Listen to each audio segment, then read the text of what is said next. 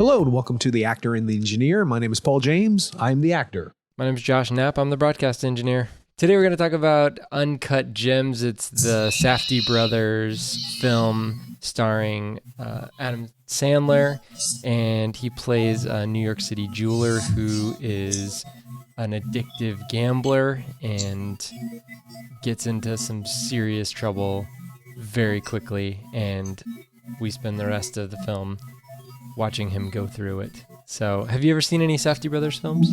Not a one. Me either. I started to watch Good Time, and the first scene has one of the brothers as he's one of the stars of the film, and I didn't even realize it. So he's an actor, director, edited his own stuff. I mean, like these guys are kind of like the real deal as far as independent filmmaking, and they've kind of come up to this point where they're getting actual funding for a film, and they can spend the money on a film and get somebody like Adam Sandler to star in their film. And it seems like along the way, they've kind of built up to this point where they can get, amazing actors. I mean, the previous film they made, Good Time, had Robert Pattinson in it. And I think the reason why he did that was because he was interested in their earlier films, which they made on shoestring budgets. So it's really cool to see these guys who are somewhat uncompromising as far as what they want to show, what they want to see out there in film.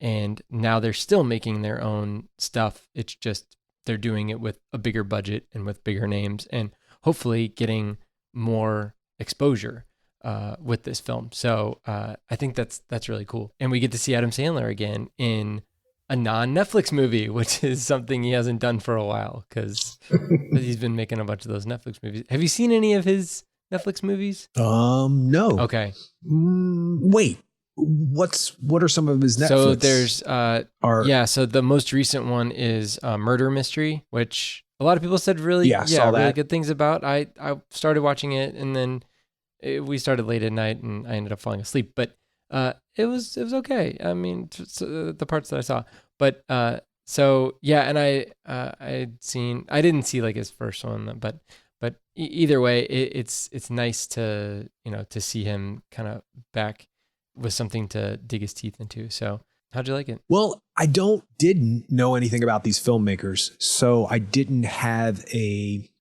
measurement stick to how to adjust to one of their films. Apparently Good Time is very kinetic and crazy and frantic like Uncut Gems is. So I didn't know anything about it. And I think it took me about 10, 15 minutes to go, oh, this is going to be the whole film the whole entire time. Yeah. So it took me just a little while to adjust to it. And I'm not saying anything about their film that is bad. It just, if you don't know what you're getting into, it takes a little bit to give yourself over to it because it is so just crazy. It reminds me of what it would be like to be a person who is like sitting out on the street asking for money in New York, what it would be like to watch all those people walk around all the time and hear all those conversations and be ignored.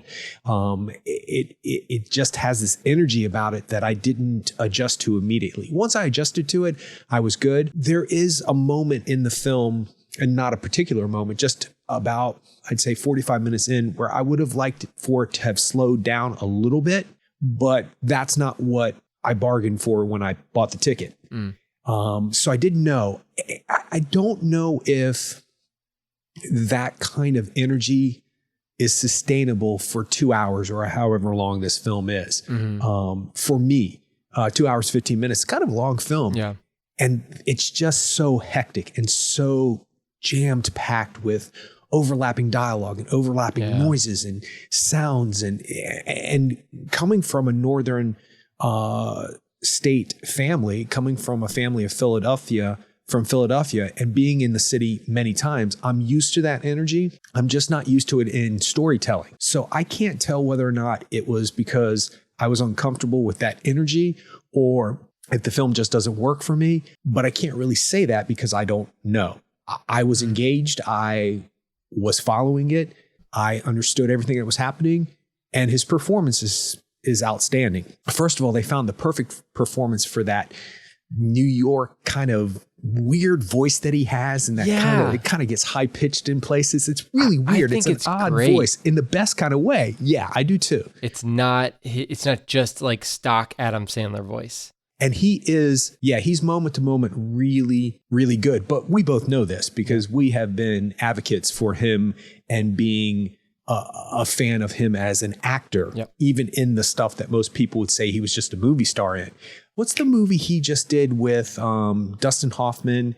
Meyerowitz Stories? Yes, he was very good in that. Sort of the same kind of, actually, it's kind of like this meld between Punch Drunk Love and Uncut Gems. He seems subtle and laid back. Have you seen it? I haven't seen that movie. And then he explodes and he goes into that Uncut Gems voice, and you're like, oh, okay. But we've always known, me and you have always known he's had something special in him this whole entire time. Yeah. He's just, making money as a movie star. So I don't know. I have a lot of questions about the film, but I can't say I didn't experience something. I experienced something. I'm just not sure if it was unpleasurable because the film is unpleasurable or the film is not good. I can't tell the difference for me. Yeah, I really loved it.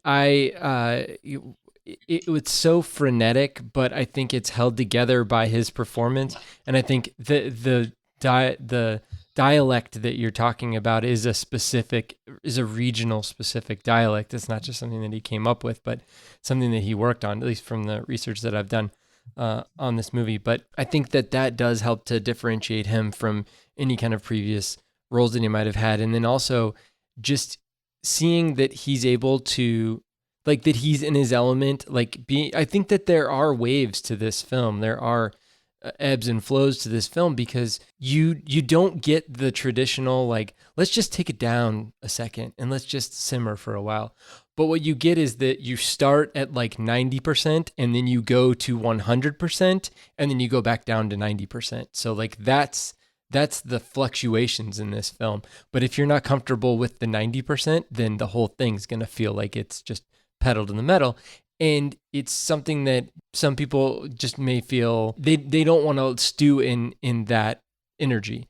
And I can understand that. But for me, I got this same feeling that I get when I see certain, specific scenes, even from Punch Drunk Love. I know everybody's going to directly compare this to it, but do you remember the scene where he goes and gets the harpsichord, or I can't remember what it's called, but it's like the piano essentially. And there's that, it's just him walking back and forth and him walking, out and deciding he wants to get in and then he doesn't want to get in. And it's that, and then John Bryan's music is just awesome in that film. So, and in the same way, the music that was used in this film and that was composed specifically for this film was great too.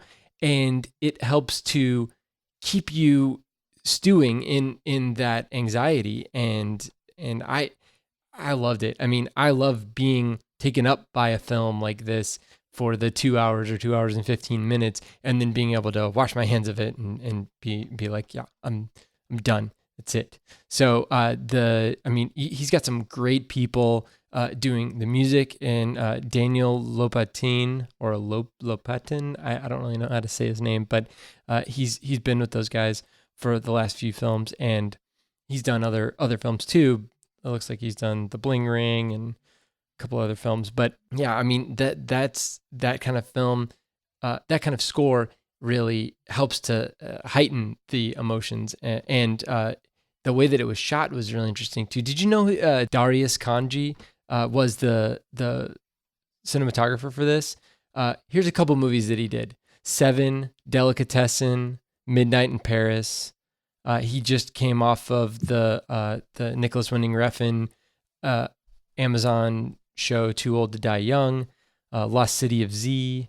I mean, he's done a bunch. I think he did, Panic Room, a lot of the stuff that Fincher shot, at least earlier on in his career. So, yeah, I mean, he's a pretty amazing cinematographer. So some of the choices that they made, I noticed right off the bat, a couple of things I'll bring up very quickly is they did a certain thing with a long lens where they have the character close to the lens and they have the long lens where it seems like you're moving the character, and it seems like the background is moving independent of the character, and I think that's purposeful, where it's supposed to show that he's kind of like out of his element in those particular scenes. And I thought that was really effective. You see it sometimes in the jewelry store.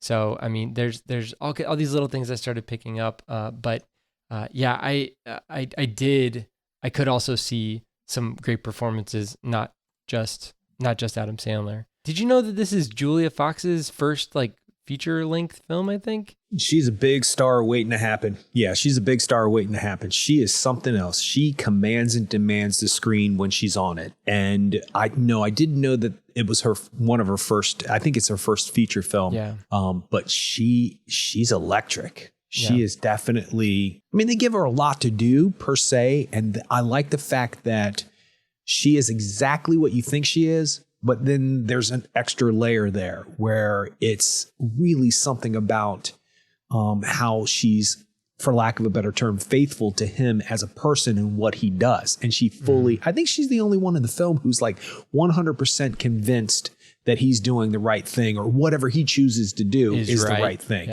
which is, that's a strange position to be in. Because in the first 5 minutes of meeting this character, you're like, dude, you got problems. I'm not buying scratch tickets off. Yeah, I'm not buying scratch tickets off the street from you, and I'm not buying that DVD that you filmed in the movie theater. You know, that's that kind of a guy. You know, you're right, but it is a symbiotic relationship though between them, because his livelihood is her livelihood, and so that they get different things from each other. Obviously, I do want to say this, and let me interrupt you, and it's going to be kind of a spoiler. So from this point on, not that there's many spoilers in this film, there's a couple big ones at the end, but from this point on, if people haven't seen this film, it's worth seeing. It's definitely worth sitting down and trying to experience it. It's cool in the theater too. Yeah, it's all. I mean, you can barely drink a soda or eat popcorn because you don't have time to like move away from anything. And you can't pause it. I think it'd be so easy to pause this film, and be like, you know what, I'm just gonna take a break, and then be like, okay, maybe I'll watch the rest tomorrow. No, you need to sit there for 2.5 hours or 2 hours 15 minutes and get through this thing. It's not Julie Fox's choice. Obviously, it's the screenwriter's choice, which is a whole bunch of different people, including the Safdie brothers. Well, not a whole bunch, but written by. Mm-hmm. I like the fact that when he says to her, I want you out of my apartment, the next scene is not her in the apartment going, why? I love you. Please don't break up with me. It's not that. She moves everything out of the apartment. Yeah. And I thought that right there is something that is hardly written when it comes to women's choices in movies. Normally they become this whiny, complaining, please don't love me type of thing, or I'll do whatever I want. Or they call up the wife and and I'm sure all these things happen in real life. I'm not saying these situations don't happen. I just thought it was refreshing that he said, I want you out. And he walked in and everything was gone, and how it had an effect on him. And it's actually one of the times the movie kind of slows down for a couple of minutes. So you can actually see his reaction to the fact that he's looking through everything. She didn't leave anything. All right. You do not have total control over me, even though we live in a misogynistic world, and we are definitely in a misogynistic business and state and city by the meaning of this movie, not necessarily in real life. But it's nice to see a woman making a choice in a film that is strong, bold, and exactly what you want her to do. Screw you, dude. I don't need you. I'm your mistress. I don't need for you to play with me. If you want me in your life, I get it. But you said be gone. I'm gone. I love that. I thought that was really strong. And usually you don't see things like that. So anyway, it's a reflection of how she had an impact as an actress, but also how they wrote her character has had an impact on me too. Yeah. I mean, and when she's on screen, it's dynamic, and they don't, even the way that they introduce her character, you don't know she's his mistress. The first time you see her, she's actually working at at his jewelry store, and then you find out later, that's her character. So Lakeith Stanfield's in this film, and I think that he's just knocking him out of the park. He's we talked about him last year with Sorry to Bother You, and then even more recently with Knives Out. But it seems like he's having a lot of fun. Like it seems like he's taking taking roles that they could have filled this role with maybe with somebody else, but he sees a bit of meat on there, and he's able to embody that character and able to make that character interesting, as opposed to just being intermediary between Kevin Garnett and our character Howard. He's something more. He adds more to that character, and you get to see Howard through a different lens when he's on screen. So I thought that was cool. Kevin Garnett really impressed me. You probably don't. I mean, I don't know. You probably don't follow NBA. I don't follow the NBA very much, but I know who Kevin Garnett is, and he. Did not expect this from him. I expected single line readings, just kind of like get it out there. You're a famous person, move on. But some of those scenes, especially the scene, the last scene he has with Howard is really, really good. I was very impressed. I mean, the bar was low, but he seemed like a normal actor to me, I guess. So that says something. No, I agree, because unfortunately, I don't know who he is. Sorry, I'm just not into basketball. Anyway, I picked up very quickly that he was somebody of importance. But what's impressive is I thought he was an actor playing this guy. I didn't realize he was the real guy playing the real guy. Yeah. There's nothing about his performance that reads that way. Nothing at all. Because usually you can kind of tell. You can kind of tell when he seemed like a fully fledged, fully realized human being. He really does. He really did. And the obsession that he has with this gem or this rock is mesmerizing, because you really he believes this is why he's doing so well. I mean, that scene in the locker room where he's kind of like rubbing it, and I believe in things like that. People have their totem talismans. Yeah. Totem. Yeah. That they think bring them good luck. And because they think it really does bring you good luck, because that's what you believe is true. So yeah, I was impressed by him. And then I came home and looked him up, and I was like, oh my God, he's like huge. Like he's huge. Like he's as important as they made him out to be in the movie. And I pretty much figured out very quickly that it was the real person. But by that point, I thought of him as a character in the movie, not as a, very famous basketball player who's playing himself. I didn't even think that twice. But once I looked him up, I was like, damn, you study for years doing this acting thing, and somebody walks on and just is like, here it is. This is how it's supposed to go. Yeah. Well, I mean, it's. I don't think it was. It could have very easily been stunt casting, but it was not stunt casting. It was. Now, he didn't have to go as far as somebody might have to go. It's not like he was trying to play a 18th century whaling ship captain or something. It's at the same time, he put in a great performance. So yeah, but we've talked about this before. I think it's the small things that are harder to do. The hellos and goodbyes, the what's up, how are you, all that stuff is very much more complicated than it seems when you're just doing it in real life. So actually, to play a believable person, we've talked about this a million times, being believable is the only job of an actor. That's the only requirement, is to be believable. I know tons of people who can do character stuff that cannot be believable just as an everyday person. The character stuff they hide behind. So it shouldn't be downplayed too much that he isn't stretching. It's not like he's playing himself. As a matter of fact, I think playing yourself might be a little bit harder because you get a script and you're looking at it and you're like, I have never said these words, these combination of words before in my life, but this is what it needs to be in order to move the narrative along. How do I do it? So, I mean, some people just have a natural ability, and I think he does. Yeah. So did the dialogue mixing bother you? You kind of commented on that a little bit earlier, but the overlapping dialogue and the kind of like, you didn't have any issues like keeping track of like what's going on in the scene or who's talking. I was born to it. Okay. All right. No, I was born to it. It's like Silver Linings Playbook. We've talked about this before too. My parents being from South Philly and North Philly. I mean, that's a reunion. That's a wedding. That's a party. That's a Christmas Eve. That's normal to me. And people said, why are they yelling at each other? I can't understand what they're saying in Silver Linings Playbook. I had absolutely positively no problem following who was talking, who was over talk, none of that stuff. But like I said, I come from a Northern family. So that's, As a matter of fact, being raised in the South, you get this label of being boisterous and brash and just bold when all you're doing is talking the way that your family is talked. So for you, that's kind of the norm. But for me, I mean, growing up in the Midwest and, being here in North Carolina, it adds to the tension of the film for me, because it's not that I didn't understand people or, couldn't understand what they were saying. It's just that I'm having to try to keep track of what everybody's saying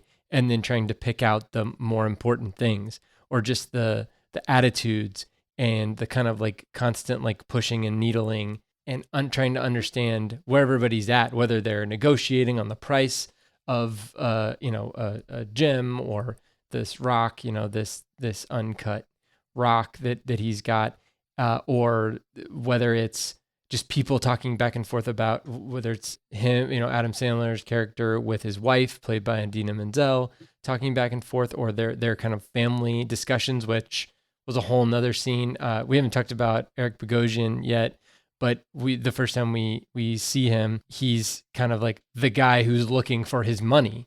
And then the next time we see him, he's the brother-in-law in the family meal.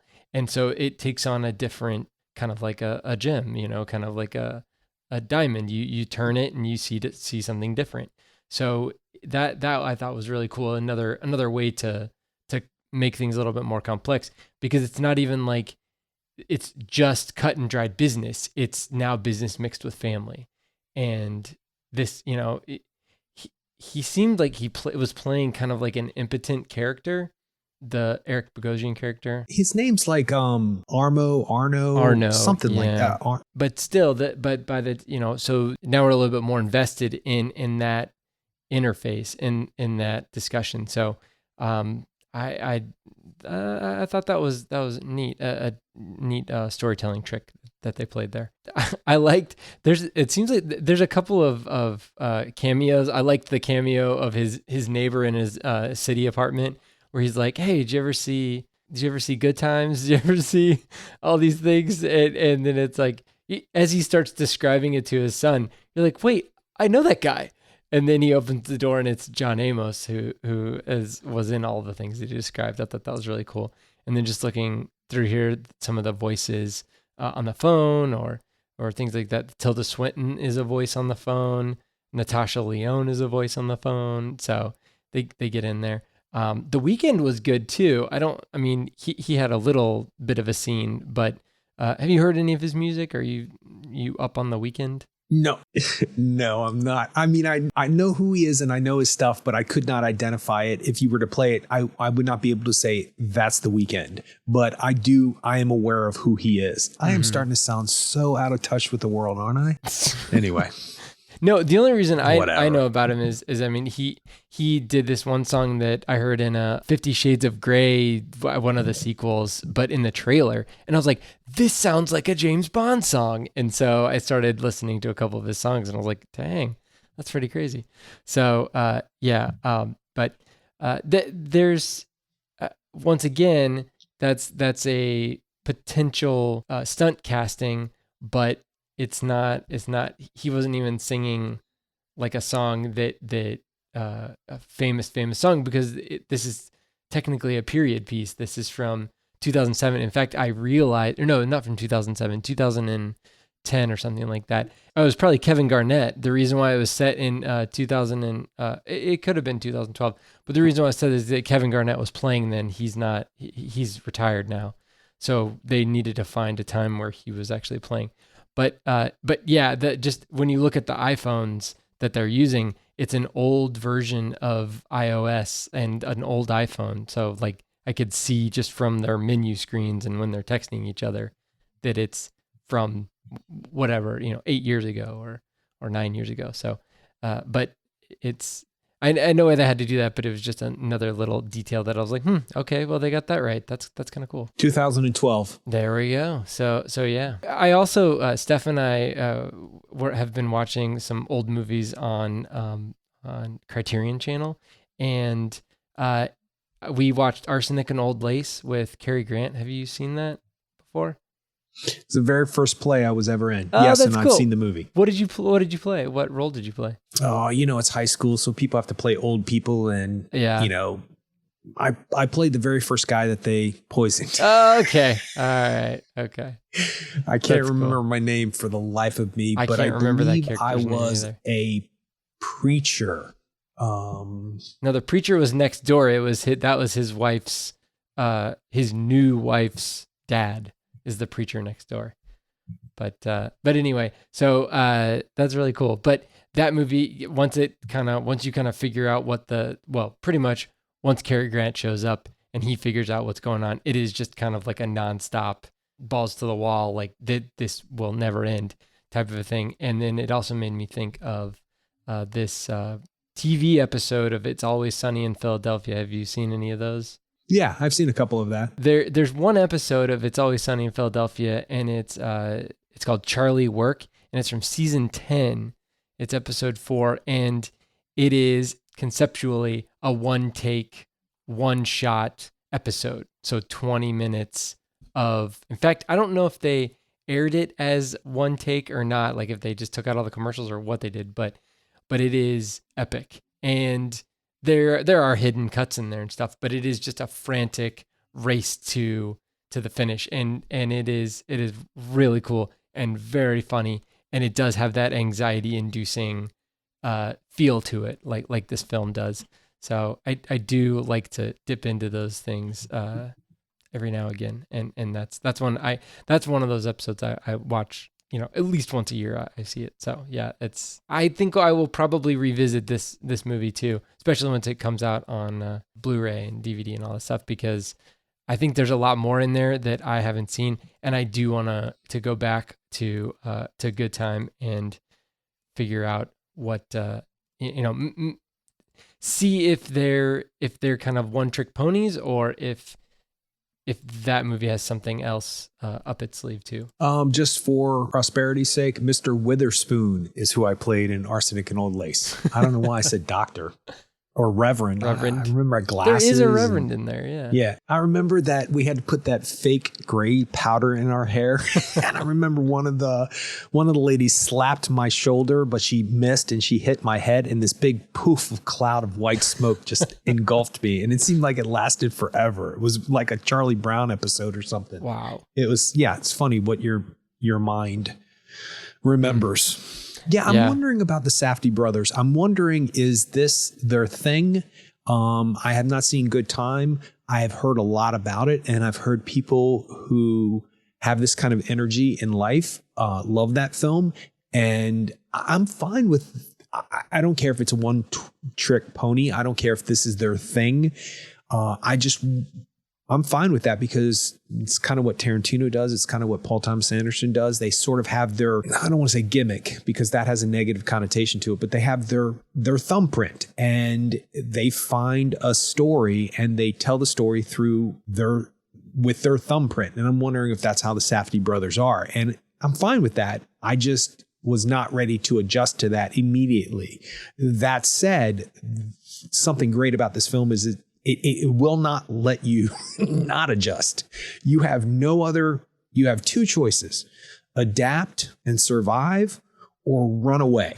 There is no other choice with this film. You just don't. I mean, there are some moments of downtime, not really, but kind of. Some of the scenes with Idina Menzel, some of the scenes with his son, some of the scenes with Mistress Julie. There's some downtime. I'm wondering, though, is there a theory that if we go, that's to show us what the life of this guy is like, and to have any kind of downtime would allow the audience a breath, and they don't want that to happen. I mean, it's purposeful. It's obviously purposeful. Yeah. Because what happens at the end of the film would not be as impactful if we weren't the whole entire film, and then literally, boom, done. Well, I think that he's only alive when he's risking something. I mean, that is the time that he, I mean, he even says it, he goes to Kevin Garnett. He's like, this is how I win. This is what I do. Really, this is how I live. This is the only way for me to feel alive.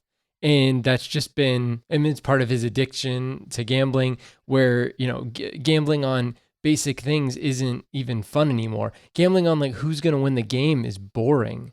But he needs to take this trifecta bet, which did you understand like all the pieces of that? Because yeah, he's got to win the tip. That's a third of his bet. Like that's huge. Well, it's parlay. Yeah, it's a parlay. I don't know what parlay is. That I understand.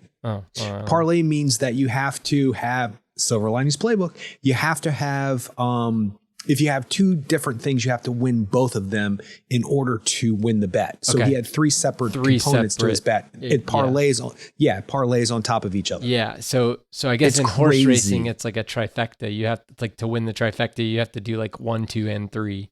You have to tell him who's going to come in first, second, and third. Well, usually a parlay has something to do with, this person's going to win the game, but this person's going to win, is going to have the last shot. Yeah. And this person is they're going to win by this amount of points. Yep. It's a spread in football. It's a parlay and everything else. Yeah. You know, you can bet on the game, but you can also bet on the spread. Oh, yeah. I can't believe I know all that. So I guess in this one, it was the tip and how many like assists and points he has, plus if they win. So, I mean, it was all of that all together. So that's crazy. It's a very complex bet, but that's once again, and we get to see him kind of go through 2 of these bets, and the fact that he won, it's interesting that the fact that he won the first bet that he did and then didn't get any money from it because they canceled the bet. You know, the Arno character, Eric Bogosian's character, canceled the bet. He still got that buzz. He still got that feeling from winning the bet, even though he didn't get the money, because really it seems like for him, the money's just a means to an end. It's not even really the thing that he wants. It's not like he takes the money and Scrooge McDuck style dives into it in his bathtub. He takes that money and goes right out and uses it again to make an even bigger bet. And it's kind of amazing that he's able to, I mean, his biggest bet is this uncut gem, that he got from the mines in Africa, and it's a long play, but it was one of those things where he felt like it was worth the initial investment. He felt like he was going to be able to get the big payoff, and be able to either, I guess, gamble even more, or I don't know. He kept having to up the stakes to even feel something. So in this way, he was able to feel even, to get that feeling at an even higher level, at an even larger level. It strikes me that the addiction, at least represented in this film, the gambling addiction is having owed people money and owe people money, and paying them off should be the satisfactory moment, but it's not. Actually having those things hanging over his head, not knowing it, because why would they take that gem and basically let it disappear? First of all, why would he let it out of his sight? Doesn't make any sense. It's because he loves the adrenaline of not knowing where something so important is. Mm-hmm. He doesn't know what the next phase is. And then when he meets Lakeith Stanford in the bar and he says he has it and then he doesn't have it, is he really upset he doesn't have it, or is he just addicted to not knowing? Like, the not knowing seems to be way more important, because even at the end of the film, when he wins everything, as an audience member, you're satisfied, but is he? And really what happens to him is pretty much the evidence that it's not about the bet. It's not about the gambling. It's about actually owing people money, and the threat and the having something over your head and juggling multiple things at one time, including your wife and your girlfriend and your son who has to go to the bathroom. Although he doesn't let his son go to his apartment, he has to. I mean, it's crazy. The reason why his son has to go to the bathroom is he wants to see who's living in his who's living in his dad's apartment. Absolutely, no doubt, absolutely, but.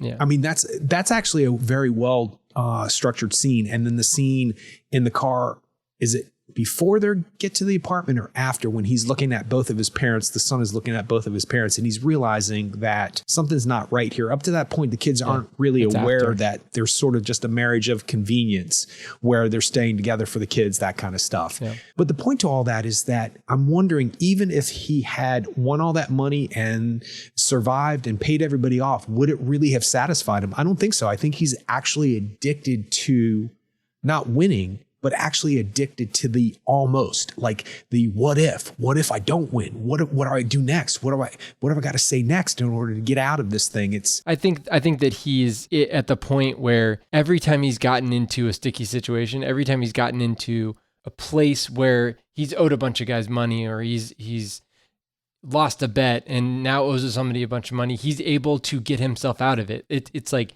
even if he loses a bet, he can win a bigger bet and then pay off the old bet and then keep gambling with the winnings from the new bet. And that's worked every single time. In fact, it works this time. He's owed a bunch of money and his mistress has it and is bringing it to him the moment that, we already said spoilers, so spoilers, the moment that he gets shot in the face. He's done. He's good. They're gonna get their money and he's supposed to move on to the next thing, move on to betting on another crazy bet. And he'll get it. If he loses that, he'll get out of it. He's at 100% success rate up to this point of getting out of bad situations until he doesn't. And I think that's one of the main themes of this movie, is that it doesn't matter if you think you know what's going to happen. Life is unpredictable and your actions have consequences. And when you involve other people, things go crazy. They get insane, go sideways very quickly, and you don't have control. His whole thing was, I can control this situation, whether it's talking with someone or, saying the right thing to get them to spend a bunch of money on jewelry or whatever. Like, he has talents and he's utilizing those talents to manipulate other people to either allow him to pay them back later, or take bets they shouldn't be taking, or allow him to sell them a bunch of jewelry that's either fake or is not worth nearly as much as what he's selling it for, so he can make even more profit. That's his talent. But it all falls apart when you get someone who's so emotional and has been stuck in a stinking booth, in a lockbox booth area for 2 hours during a basketball game. You can't control it. I also think that if he didn't get shot, which is shocking, and also a relief in kind of a strange way, it's a relief because one, that movie's over with and his crazy phonetic energy is gone. And it's actually a little bit of a relief to see him laying on the floor. Yes, I don't want anybody to get shot in the face. Don't get me wrong. I'm saying that when he does, it's kind of like, whew. But I honestly believe that if he didn't get shot, he would have started some new bet, some new thing where he would say, oh, hey, you want to double that money? Okay, I paid you back, but why don't we do this? Why don't we do that? By the way, it's Lakeith Stanfield. I think I said Stanford. Stanfield. I just want to make sure that I get that correct because I respect that dude. But I just think this person is not addicted to the gambling. I think he's addicted to the what if. What if I don't pay this off? What if I don't? What if my wife finds out I have a mistress? What if my son finds out? The what if is what's driving him crazy.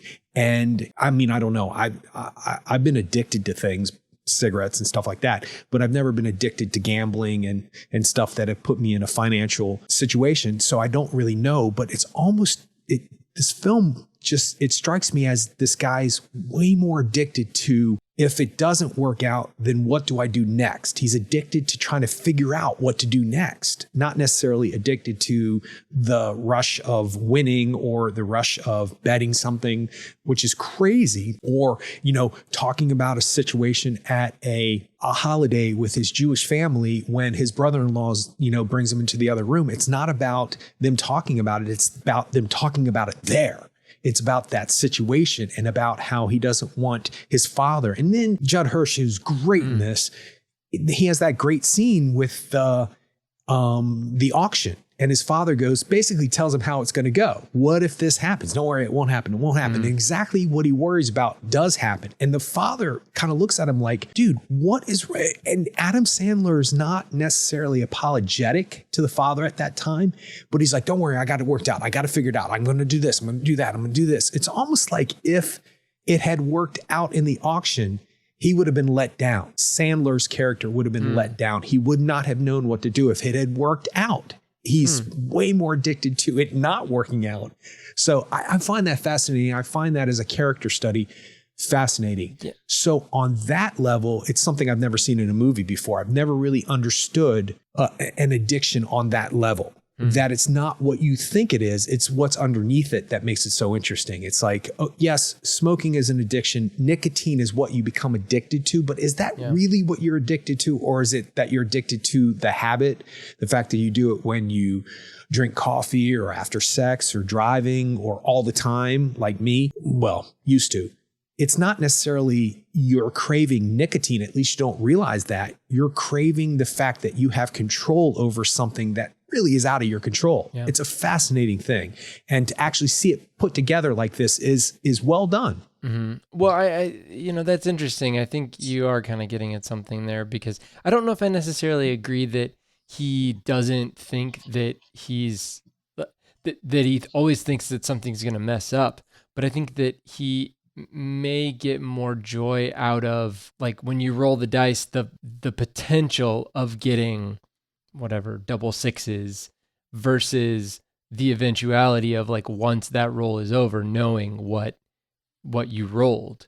So if you can constantly be in that state of, I just rolled the dice and there's a potential I can get double sixes, or, I just put this huge bet on this basketball game, there's a potential that I could win during the whole basketball game, then once the basketball game's over, it's kind of like, okay, my joy is now over. Like, even if I won, my joy is now over. So I need to do this again. I need to, the joy is not sitting in the money. The joy is the potential of getting that money. And so I could see that, extending this saga of the gem, it is what it might be what excites him, or might be the thing that excites him today. But I also think that, like, if he sold the gem and made whatever $1 million on $100,000 investment, he'd still be pretty happy. And the reason why he would be happy is he'd be able to take that money and put it back into crazy bets. Now, he may lose it all, but that's the plight of the gambler in a lot of ways. So, but I think you're getting somewhere with that. So, all right, I wanted to bring up the score again. I do think that did you get? I got like it's a synthy vibe. Like, did you feel that? Did it seem out of place to you? The only thing I can think about is like 80s movies when I hear that, like the Vangelis score in Blade Runner. I mean, it's not a 1-for-1 comparison, but we don't have a lot of synth scores, like that kind of Moog synthesizer scores anymore.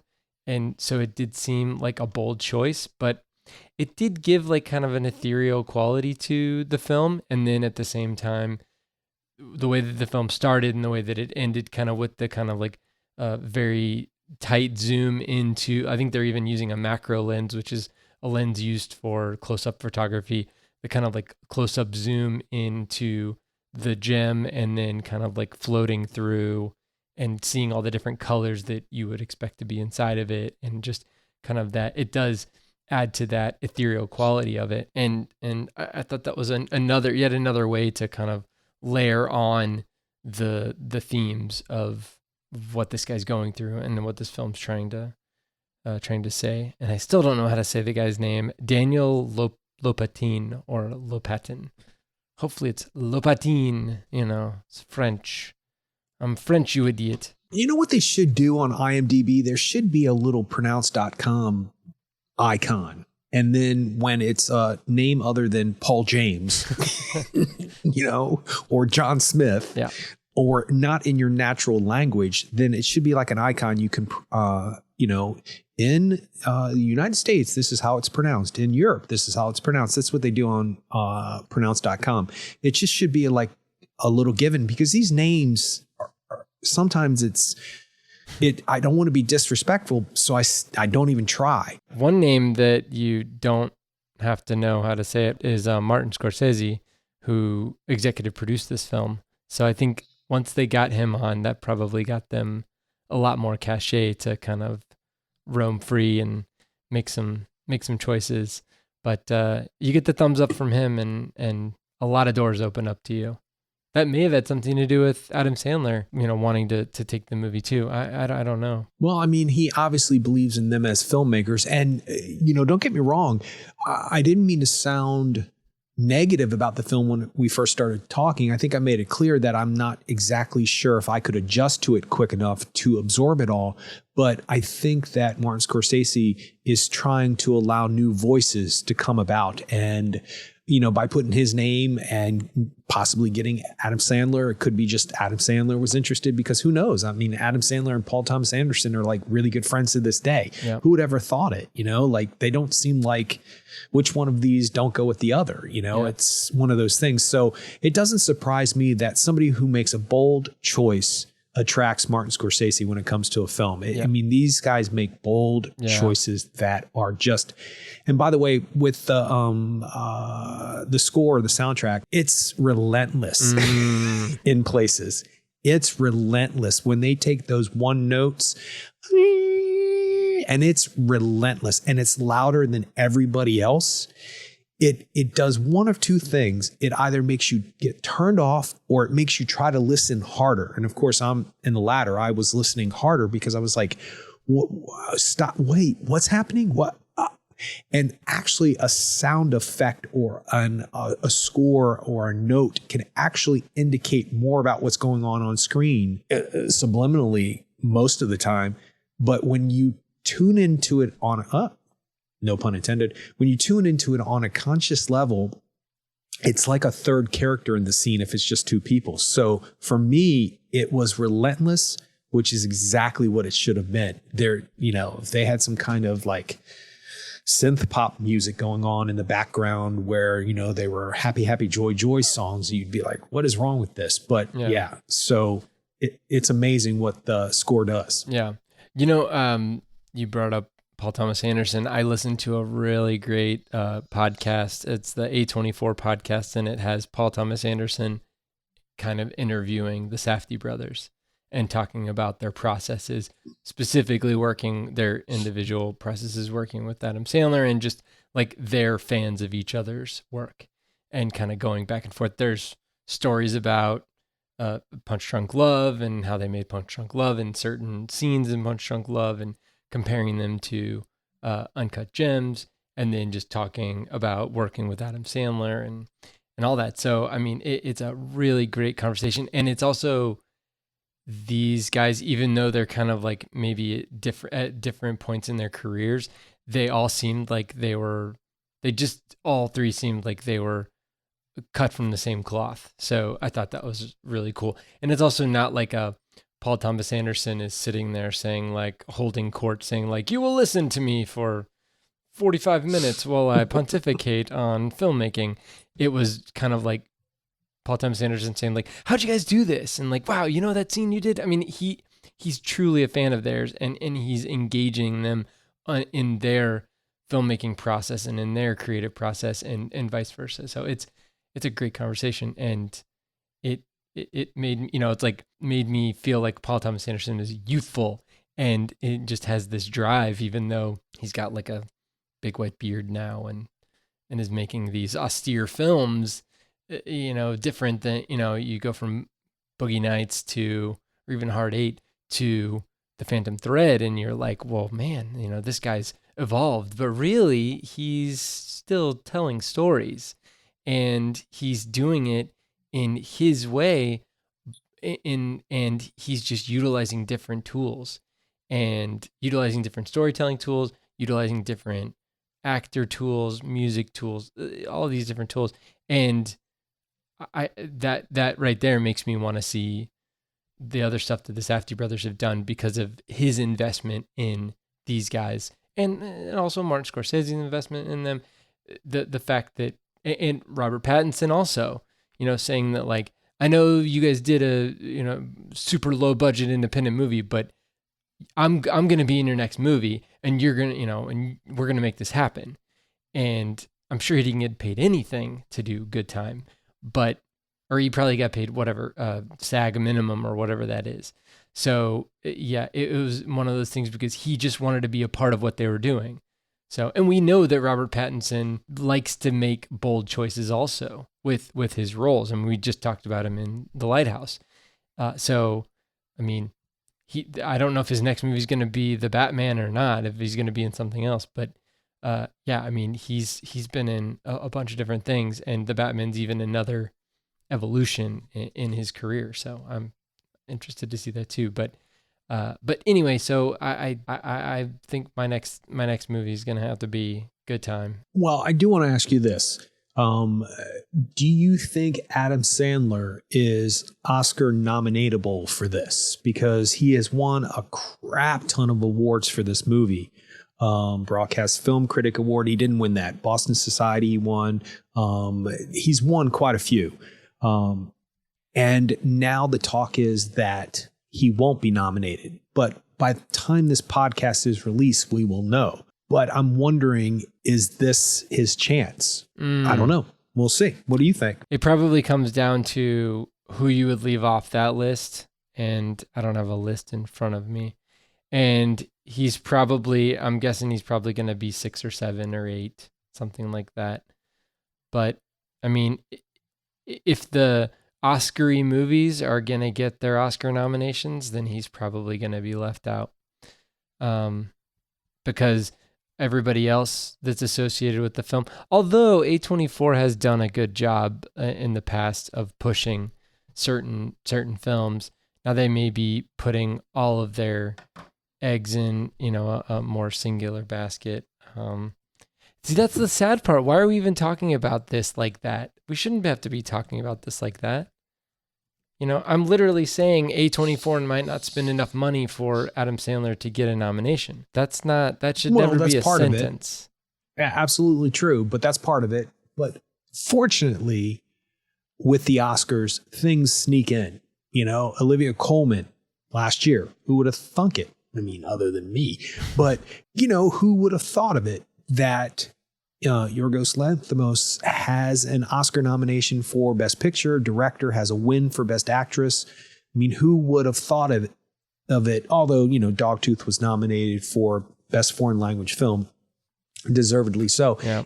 And you know what? It is part of it, but that if you have to premise everything with, we shouldn't have to have this conversation, then you can't talk about anything in Hollywood because it's a business and, it's show business and all of these things have part of it. All of these things are part of it. So it's unfortunate, but that's the truth. I mean, Joaquin Phoenix is in a lot of hot water because he said this shouldn't be a competition and this is just to sell ads for TV. He actually said that in his Golden Globe acceptance speech, and people are like, don't be ungrateful. You just won an award. I mean, he has a point. Do I think there's a time and a place for that kind of stuff? Yes. But it's a factor. It's the way that it is. And it's the studios who do most of it. Yeah. But fortunately, people sneak in. And, he could. Of the movies that I've seen, I would say that I don't know if Christian Bale's I know he got a nomination, a Golden Globe nomination, but I don't know about SAG. But I think he definitely should be in there ahead of Christian Bale. I haven't seen The Two Popes, but that's one of those like Oscar-y type movies. I think Adam Driver will be in there. Joaquin Phoenix will be in there. I haven't seen Pain and Glory either, but I've heard that that's a really great movie, and then Antonio Banderas puts in a great performance. So that could be something. And Almodovar has, cachet in Hollywood with a certain type of moviegoer, I guess, but I'm not sure. I don't know. He could sneak in there, but he's not going to win, I don't think. But which is sad that he's not even going to get really be in the discussion, because I think that, I don't know if they'll even do you think people maybe don't take him as seriously because of the Netflix deal? That's not true though, because both like The Two Popes and Marriage Story are Netflix movies. So he started doing Netflix movies when that wasn't really a thing. He was one of the first people to get a certain type of a deal, or for people to be like, wait a second, so I'm not even going to be able to see this movie unless I have Netflix? That's weird. So I don't know. Well, I think fortunately he is part of the conversation now. So, and it will be remembered as, if he's nominated as a great nomination, he deserves it. If he is left off, then people will say, hey, well, what about, when Adam Sandler was left off? And now we have instead of having one movie where you can say, hey, Adam Sandler is a serious actor, although he's done other things in between, Punch Drunk Love and this, where he's been taken seriously. I don't know if you should allow something, people's credits or what they did to make a living as an actor in Hollywood as something to hold against them. But that said, it is institutionalized. There's a systematic structure to it. People vote people in to win Oscars just to block somebody else. I mean, it's really high school with money is what they say. And I believe all that's true.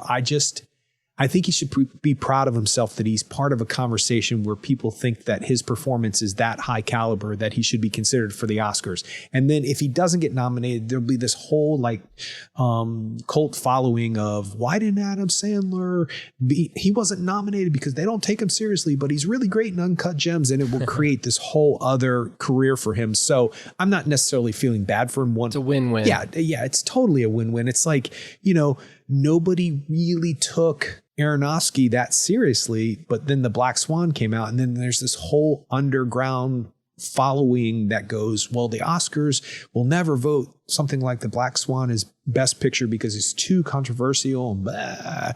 So that makes the conversation move into a different direction. And so maybe if I was part of the Academy, that would affect me. Well, don't tell me what I will and won't vote for because, this series of things have happened with the Oscars. Let me go and look at the Black Swan. Let me go and take these, films from somebody talking about the Queen and gout and all of this stuff with Emma Stone in it. And let's take that seriously, which they did. So everything has its time. I would like to see him on the list because I think he puts in a full force, balls to the wall performance. And without Adam Sandler's performance, I might have had a hard time sitting through this movie on any level. I don't know, because I don't know who else could have done it like him. As a matter of fact, it's almost, he's taken over the role. It's almost impossible now to think of somebody else doing it. And all of the things that people have criticized Adam Sandler for, he kind of utilized in this film. So it would be nice for him to be Academy Award nominee, Adam Sandler, because then maybe more. I'm not feeling bad for Adam Sandler and his $21 million picture deal at Netflix, whatever it was. I'm not feeling bad for him. It's interesting that you say that you can't see anybody else in that role, because at certain periods of time in the past, because this film was written a while ago and they've been trying to get it made throughout their career. And certain times in the past, they've had Sacha Baron Cohen attached, and also Jonah Hill was attached. They were trying to make it younger, but they ended up not being able to make it younger for various reasons. Jonah Hill couldn't do it. They couldn't do it with him. And then, so they ended up having to wait. They ended up making other movies in the interim. And then they made Good Time. And then after that, the time was right. And Adam Sandler, they had talked to Adam Sandler initially, and he's like, yeah, no, I'm not going to do that. And then they came back to him after doing Good Time, and then him seeing it, and then he's like, okay, all right, well, we can talk. Well, isn't Adam Sandler kind of like Sacha Baron Cohen and Jonah Hill put together? Isn't he kind of looks a little like I guess, yeah, Sacha Baron Cohen, and then has that energy of Jonah Hill? So I think they got the best of the both worlds. I think they if you want to say settled for the right person, they got the right person. Yeah. Well, they wanted him to begin with, but he said no. And then so they had to take a left turn. So yeah, it all worked out in the end. All right. Well, you can check us out on the web at actorandengineer.com. You can go to facebook.com/actorandengineer, and you can tweet us at actorengineer. I'll see you next time.